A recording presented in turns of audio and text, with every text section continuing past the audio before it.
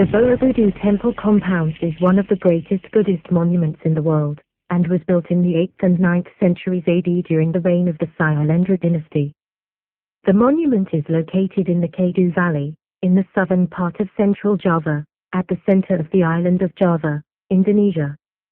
The main temple is a stupa built in 3 tiers around the hill, which was a natural center, a pyramidal base with 5 concentric square terraces, the trunk of a cone with 3 circular platforms and, at the top, a monumental stupa.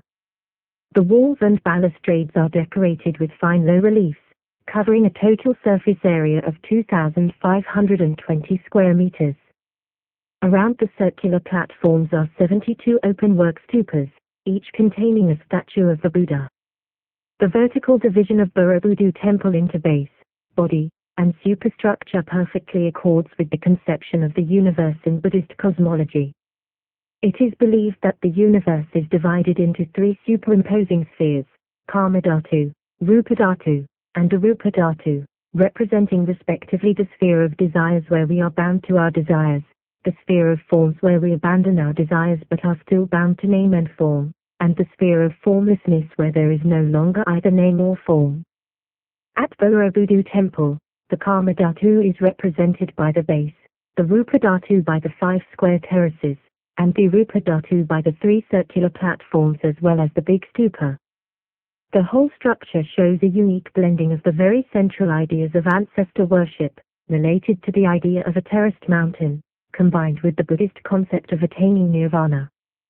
The temple should also be seen as an outstanding dynastic monument of the Sailendra dynasty that ruled Java for around 5 centuries until the 10th century. The Borobudur Temple compounds consists of 3 monuments, namely the Borobudur Temple and 2 smaller temples situated to the east on a straight axis to Borobudur.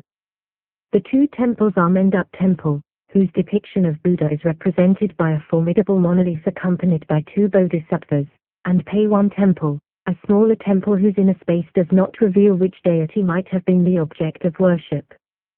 Those 3 monuments represent phases in the attainment of nirvana. Assalamualaikum warahmatullahi wabarakatuh. Hello English learners, are you guys feeling happy today? Hope so.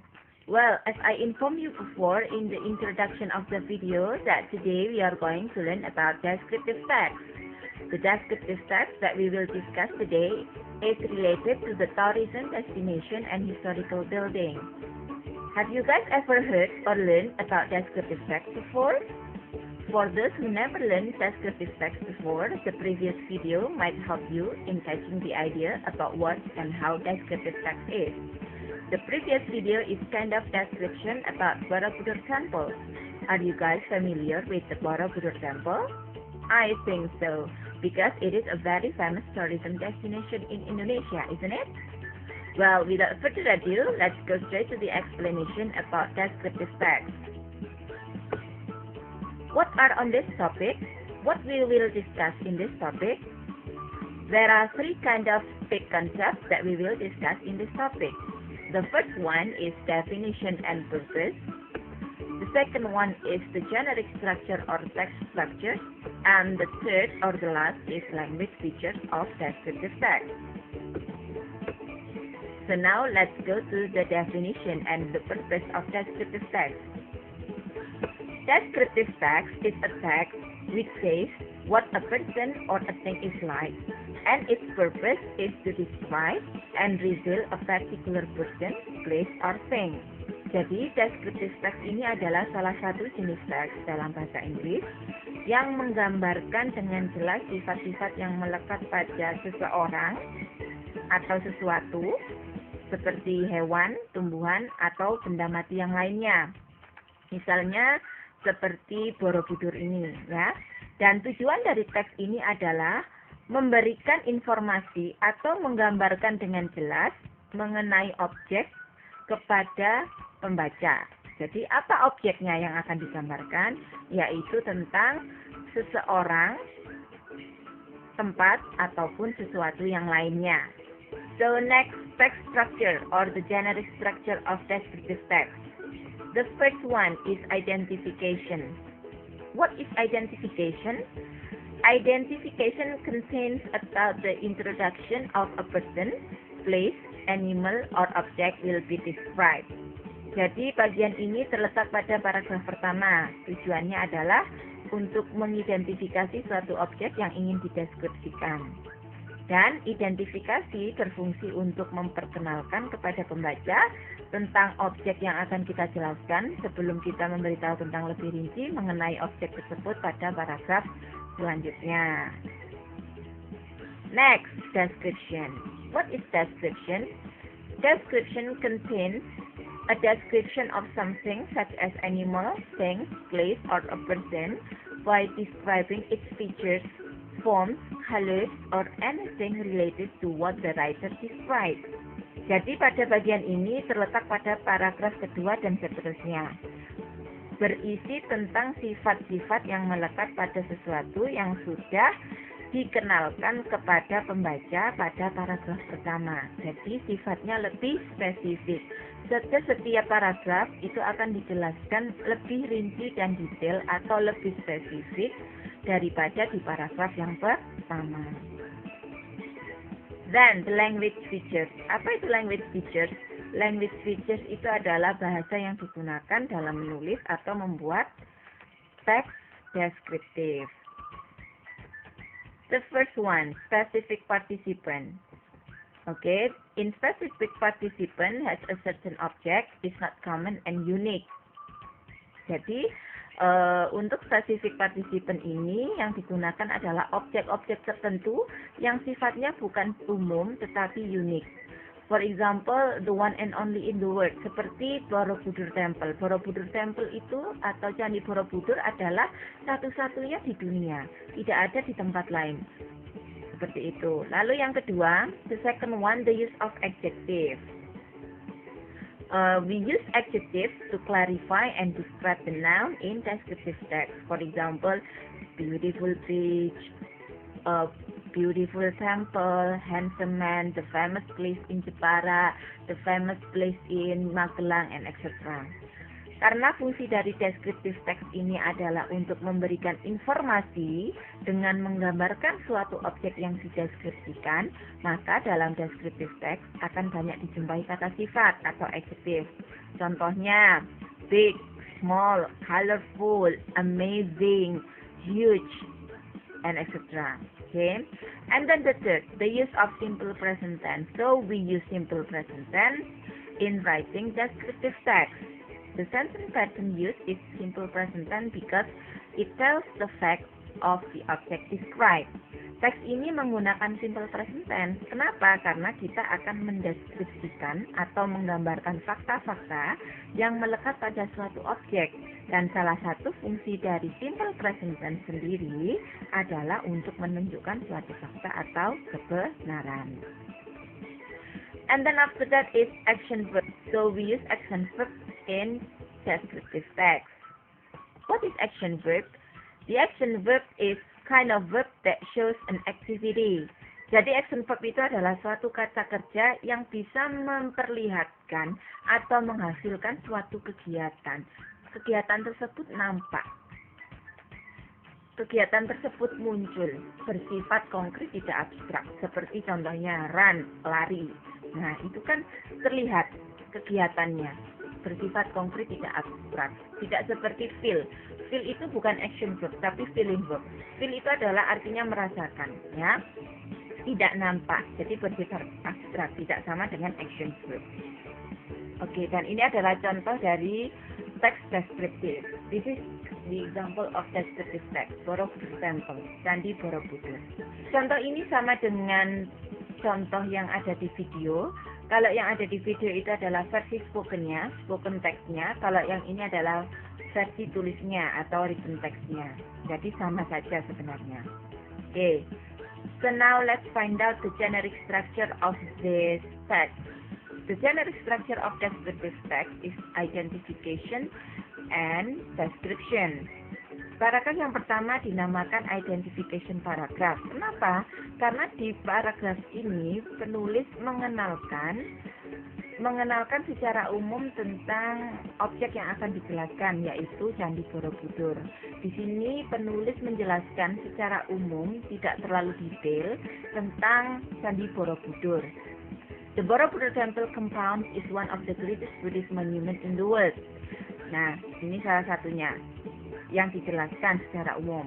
The monument is located in the Kedu Valley in the southern part of Central Java, at the center of the island of Java, Indonesia. Penulis menjelaskan atau mendeskripsikan secara umum tentang Candi Borobudur ini dengan cara menyampaikan tentang lokasi dari Borobudur itu sendiri, ya, seperti itu. Kemudian yang berikutnya adalah paragraf kedua hingga terakhir disebut dengan description. Nah, di description paragraf ini penulis menyampaikan gambaran tentang Candi Borobudur itu secara detail atau rinci per paragrafnya. Jadi di paragraf 2, 3, dan 4 itu penulis menjelaskan secara rinci tentang Borobudur itu sendiri. Nah, coba kita lihat. Nah, ini seperti yang saya bilang tadi bahwa di identification paragraph itu penulis menjelaskan atau mengenalkan tentang tempatnya secara umum, tentang Borobudur itu secara umum, the introduction of the place. Kemudian di paragraf kedua, penulis mendeskripsikan tentang stupa. Kita lihat di sini. Jadi di paragraf kedua ini penulis menjelaskan tentang stupa semua. Kita lihat di sini. The main temple is stupa built in the three tiers around a hill which was a natural center, and etc. Nah, ini dari sini kita bisa mengamati bahwa paragraf kedua ini main idenya adalah, pokok bahasanya adalah tentang stupa. Seperti itu. Next, paragraf ketiga. Yang dideskripsikan apa? Three vertical division of Borobudur Temple. Jadi yang dijelaskan di sini adalah 3 bagian dari Candi Borobudur. Ide pokok di paragraf ketiga ini adalah kalimat pertama ini, dan topiknya adalah Three vertical division of Borobudur Temple yang dideskripsikan. Kemudian paragraf selanjutnya atau paragraf terakhir tentang apa? Tentang three monument in Borobudur Temple, tentang 3 monumen di Candi Borobudur. Di sini di paragraf pertama sudah sangat jelas dijelaskan bahwa the Borobudur Temple compound consists of 3 monuments, namely the Borobudur Temple and the smaller temple situated to the east on a straight axis to Borobudur. Jadi di paragraf keempat ini yang digambarkan adalah tentang 3 monumen itu saja, tidak dicampur dengan penjelasan stupa lagi atau the vertical division of Borobudur Temple yang seperti dijelaskan di paragraf sebelumnya. Jadi intinya di paragraf description itu kita harus menjelaskan per paragrafnya itu secara spesifik per bagian, ya. Jadi seperti itu, tidak dicampur antara bagian satu dengan bagian yang lainnya. Oke. Bagaimana dengan language feature yang digunakan pada paragraf atau pada teks deskriptif ini? Kita lihat, mostly the writer use simple present tense. Apakah kita tidak boleh menggunakan simple present? Kita boleh menggunakan simple present jika ada suatu kalimat yang merujuk pada suatu kejadian yang terjadi di masa lampau. Misalnya seperti ini. Ya, the Borobudur Temple was built in the 8th and 9th centuries. Jadi seperti itu. Kita tidak mungkin menyebutkan the Borobudur Temple is built because it happened in the past. Jadi Borobudur Temple ini karena sudah dibangun di masa lampau, maka kita tidak boleh menyebutkan that it is built. Ya, but we have to say it was built. Kemudian spesifik partisipennya di sini yang apa? Nah, spesifik partisipennya berarti di sini adalah Borobudur Temple. Lalu simple present tense-nya di sini mana? Banyak sekali simple present tense-nya. Apakah kita menemukan suatu adjektif di sini? Banyak sekali adjektif, banyak sekali kata sifat yang digunakan di sini. Contohnya greatest. Nah, greatest ini adalah adjektifnya great, ya. Ditambah di sini ada ESD sebagai degree of comparison, ya, sesuatu yang terbesar seperti itu. Kemudian adalah apakah kita menemukan adjektif yang lainnya lagi?